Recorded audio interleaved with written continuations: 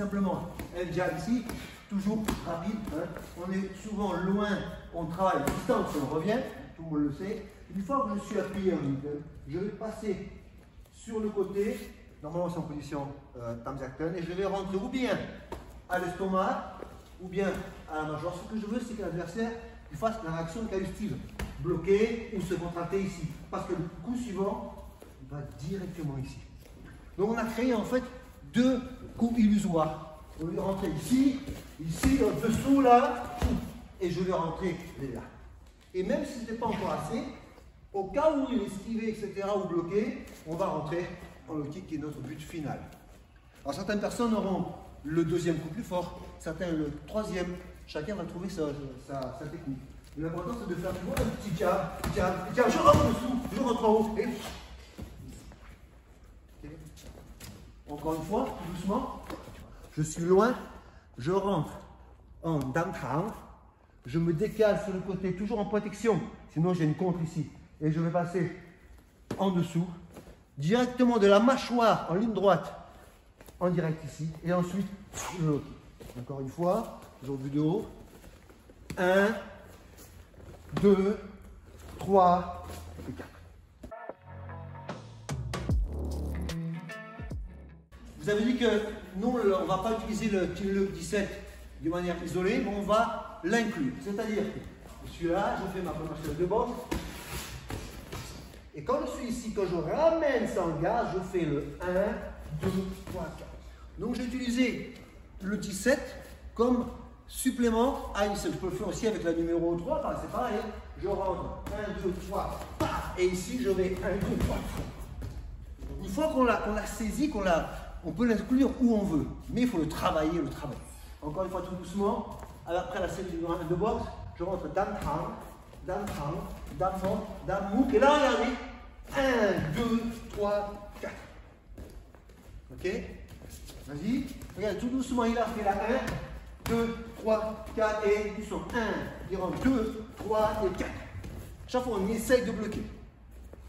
Il fait pareil, par exemple pour la numéro 5, j'estime 1, 2, 3. Et là tout de suite je reviens 1, 2, 3. Tout de suite, ça rentre vraiment, il ne peut pas faire autre chose parce qu'en fait, physiologiquement, il va se protéger. Il se protège. Alors il y a deux solutions.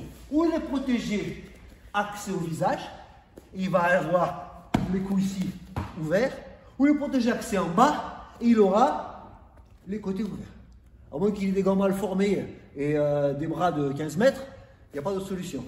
Donc chaque fois, il faut se recroqueviller pour essayer de tout ramener vers le bas. Et là, on ne voit plus. C'est le phénomène tortue.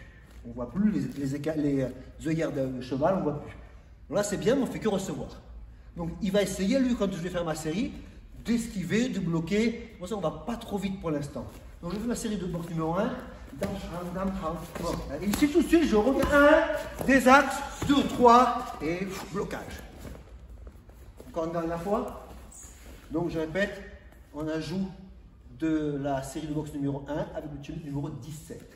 Je vais rentrer 1, 2, 3, 4, le 17, 1, des axes, 2, 3, et...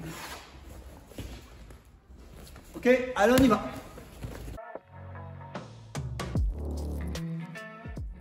Ce chin lock est très bien, on peut aussi l'inclure quand on est à distance long. Donc je vais travailler mon coup de pied backhand, qui je vous rappelle, on peut le faire quand il avance en contre, d'accord? On peut le faire en attaque simple et on peut le faire en chassé, d'accord?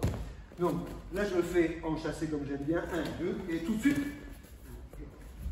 Donc comme on a cette entrée typique pour faire croire à un coup vers le bas, s'il a bloqué, il y a obligatoirement un bras qui descend.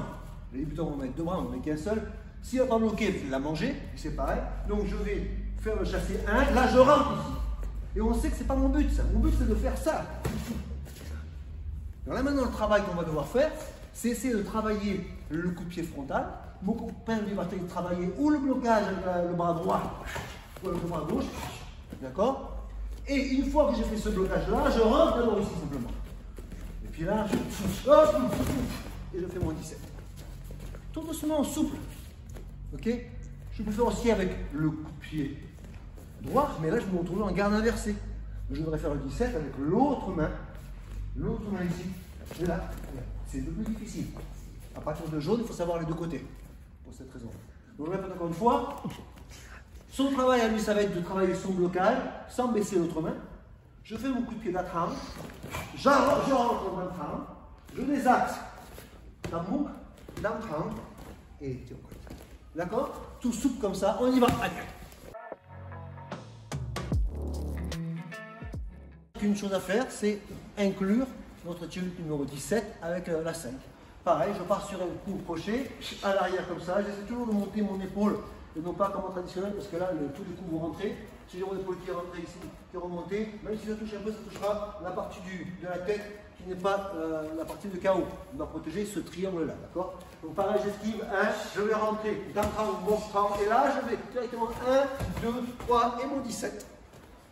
Je peux le faire aussi au 17 simplement en low kick de poussée. C'est-à-dire que de faire un low kick, on tient une couette comme ça, je veux travailler mon low kick en poussée ici. Ça marche très bien. Donc je recommence, tout par simple, on a fait 1. Vous avez vu que là, son but était de me toucher, il me touche. Je m'en fiche qu'il me touche. S'il ne joue pas à me toucher, ça fausse le jeu. Et je répète encore, il y en a qui vont encore tout en haut. Ça sert à rien tout en haut.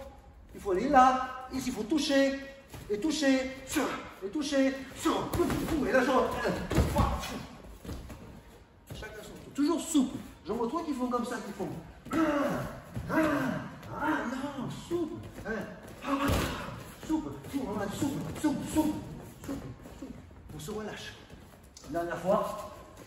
Donc, crochet, esquive à l'arrière, direct, crochet direct, on rentre dans ton numéro 17. 1, désaxement, 2, 3, et allez, on y va.